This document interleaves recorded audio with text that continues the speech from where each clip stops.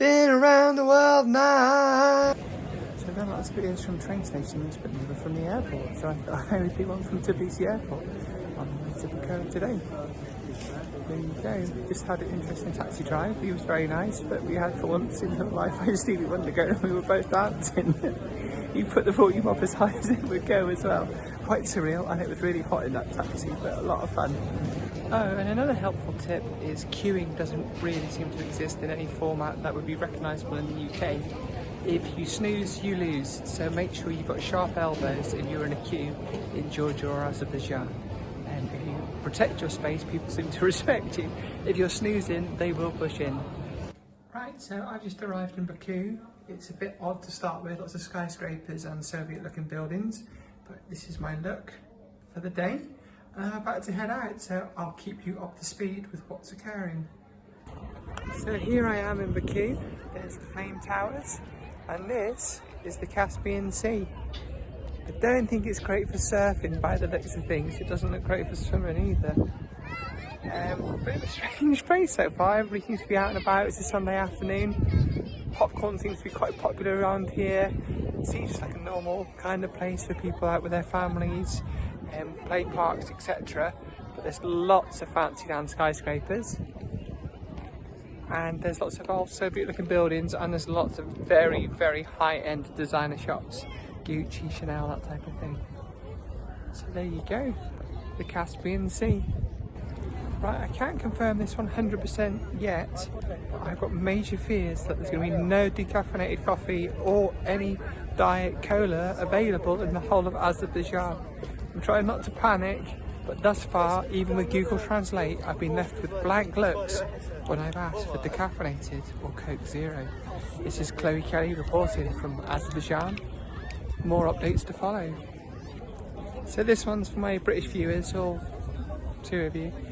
What do you need at the seaside? You need fish and chips.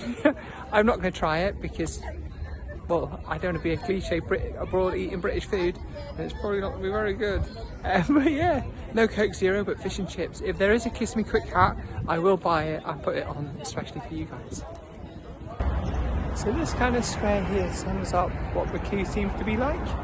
So I've got a skyscraper, really old building, really old looking building, and another skyscraper.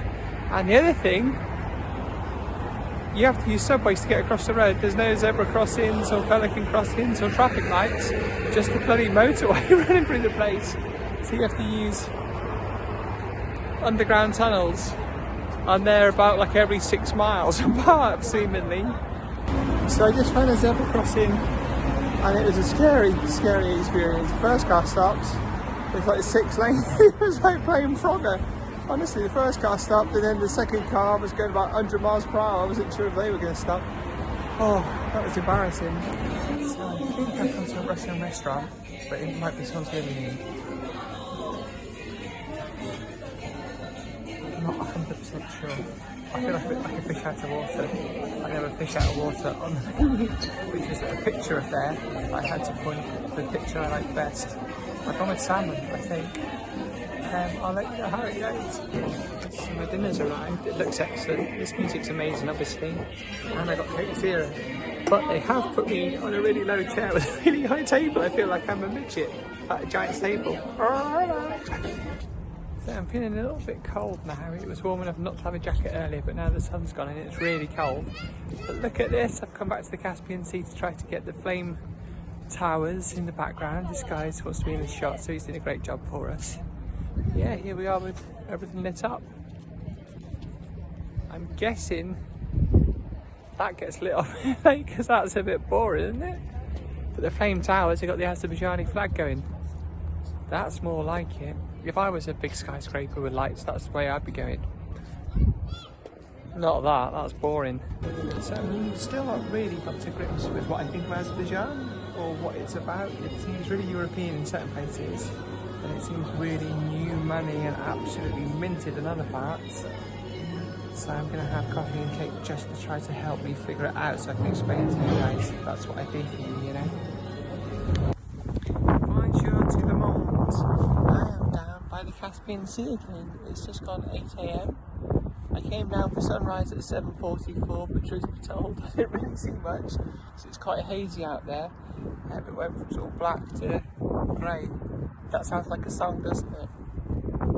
Yeah, it's a cat and lots of birds and not many people, so it's really quite peaceful.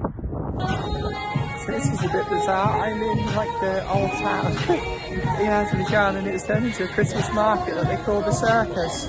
Just lots of European foods and fast foods everywhere. Which is a bit bonkers, but Christmas tunes.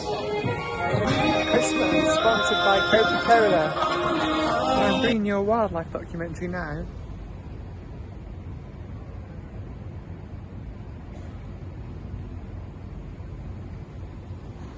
I thought they were humping, but the first cat has got a bird and the second cat wants it bad.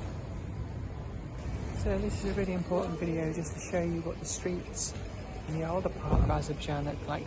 Sod that, it's because I got Pepsi Max. Yay! Heaven! So this is a Chloe travel tip, you're welcome. Wherever I go, every city, I always try to have yogurt or kefir or the local dairy drink. And in Turkey and in Azerbaijan they got ayran.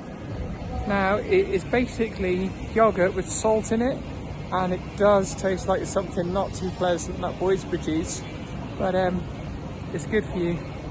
Well, that's what the boys always say as well. And anyway, this is the old town behind me, and this is part of the Formula 1 track as well, so if you're interested in Formula 1 you might find this interesting. If you're not, then it's probably boring. Salam from Azerbaijan. This is my little friend.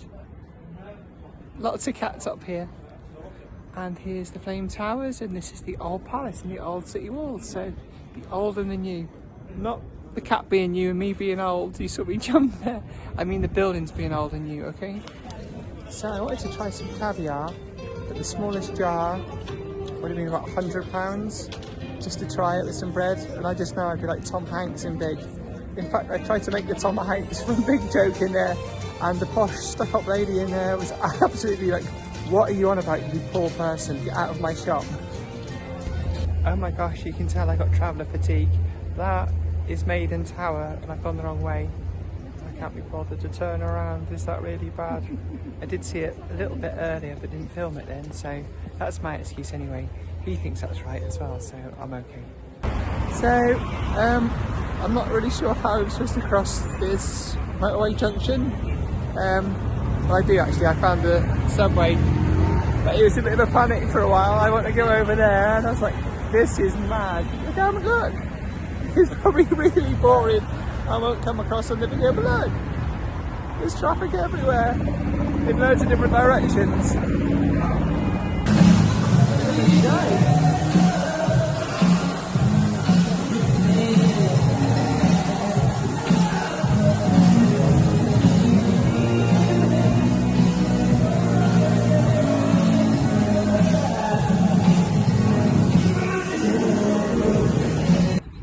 Caspian Sea at night. Wow, how exotic is that?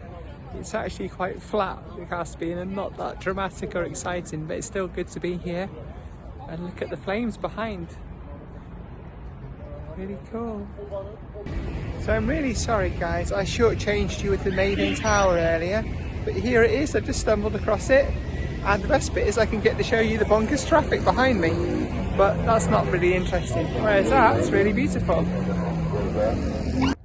So this is my last day in the Caucasus, my last day in Azerbaijan. I'm going to spend most of the day just sort of chilling out, but I thought I would just do my summary. I would say overall, I like Georgia first, Armenia second, Azerbaijan third. I would give Azerbaijan 1.5 enthusiastic thumbs up. If you love that sort of Dubai, uber rich, designer label type of aesthetic, you'd love it, and I'd strongly recommend it. And here's my outfit for the day. Yeah, all the girls here wear really short skirts, and it's not like an Islam country like you might be led to believe. It's really fashionable, so yeah, you can pretty much wear what you want. Oh, and girls, if I can do this as a 40-something-year-old trans woman, you can definitely do it too. So go out there and find your own adventure. Yes!